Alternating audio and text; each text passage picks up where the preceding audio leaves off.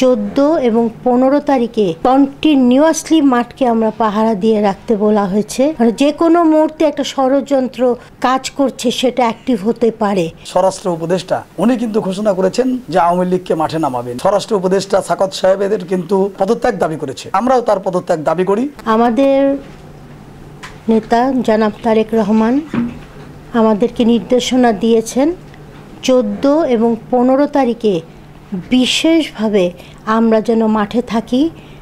Continuously মাঠকে আমরা পাহারা দিয়ে রাখতে বলা হয়েছে এবং আমাদের যে হিন্দু সম্প্রদায়ের ভাই বোনরা আছেন তাদেরকে দিকে বিশেষ লক্ষ্য রাখতে বলেছেন এবং মন্দির খুব ভালো কড়া পাহারা দিয়ে রাখতে বলা হয়েছে এবং বারবার আমার হিন্দু ভাই বোনদের কাছে যে জিজ্ঞেস করা যে তারা কেমন আছেন, কোনো অসুবিধায় আছেন কি না, এইটাকে 15 তারিখ পর্যন্ত চলমান রাখতে হবে এবং আমি মনে করি এটা সব সময়ের জন্যই করতে হবে।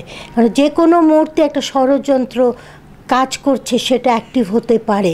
সেই জন্য আমাদেরকে বিশেষভাবে সতর্ক থাকতে বলা হয়েছে। নেতাকর্মীদের আমি জানিয়ে দিয়েছি এবং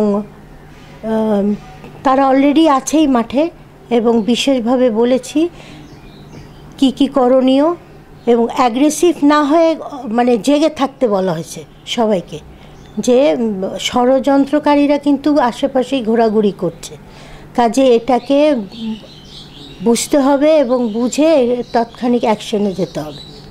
আসলে যে কোনো গণবিপ্লব হলে বিচ্ছিন্ন কিছু ঘটনা ঘটে, আমরা সেই বিষয়ে আগে থেকেই সজাগ ছিলাম। আমরা এই বিচ্ছিন্ন ঘটনা যাতে বড় আকার ধারণ না করতে পারে সেই জন্য আমরা মসজিদে মসজিদে মাইকিং করেছি, আমরা নিজেরা মিটিং করেছি, পাড়ায় মহল্লায় আমরা কমিটি করে দিয়েছি, এগুলা করে দিয়েছি। কিন্তু আমরা এখন যেটা দেখছি যে এখন একটা ষড়যন্ত্র চলছে ব্যাপকভাবে। গতকালকে আপনারা লক্ষ্য করেছেন যে এই বর্তমানের যে উপদেষ্টা কমিটি করা হয়েছে, এই যে আপনার তত্ত্বাবধায়ক সরকার, এই তত্ত্বাবধায়ক সরকারের একজন উপদেষ্টা অর্থাৎ স্বরাষ্ট্র উপদেষ্টা উনি কিন্তু ঘোষণা করেছেন যে আওয়ামী লীগকে মাঠে নামাবেন এবং এই যে তার বক্তব্যটা, এই বক্তব্যটাতে সকলেই আহত হয়েছে যারা আন্দোলন সংগ্রাম করেছে। এই পর্যন্ত কিন্তু ছাত্রদের রক্ত এখনও শুকায়নি, তারপরেও যে খুনি, সেই খুনিদেরকে মাঠে নামার কথা বলেছে। এই কথা বলার সাথে সাথে সারা বাংলাদেশ কিন্তু উত্তাল হয়েছে।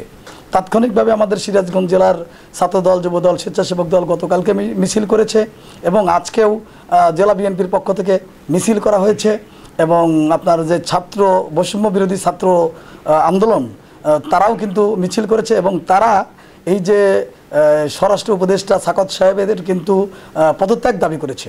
আমরাও তার পদত্যাগ দাবি করি যে এখনই এই খুনি হাসিনাকে প্রোভাইড করার জন্য উনি যে বক্তব্যটা দিলেন, ছাত্ররা কিন্তু এই কারণে আন্দোলনটা করেন নাই।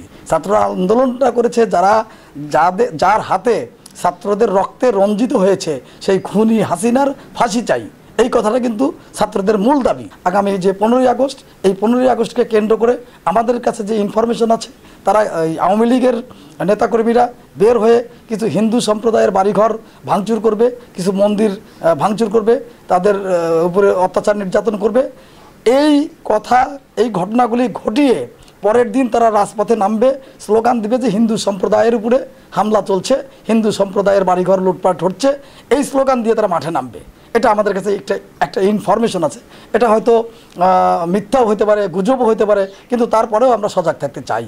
আমরা ইতিমধ্যেই যেভাবে হিন্দু সম্প্রদায়কে পাহারা দিয়েছি, আমরা হিন্দু সম্প্রদায়ের নেতৃবৃন্দের সঙ্গে আলোচনা করেছি যে আপনারা নিজেরাও সাংবাদিক সম্মেলনের মাধ্যমে আপনারা প্রচার করেন, আপনারা বলেন যে সিরাজগঞ্জে যে কোনো ঘটনা, বড় ধরনের ঘটনা ঘটে নাই, কোনো মন্দিরে আক্রমণ হয় নাই।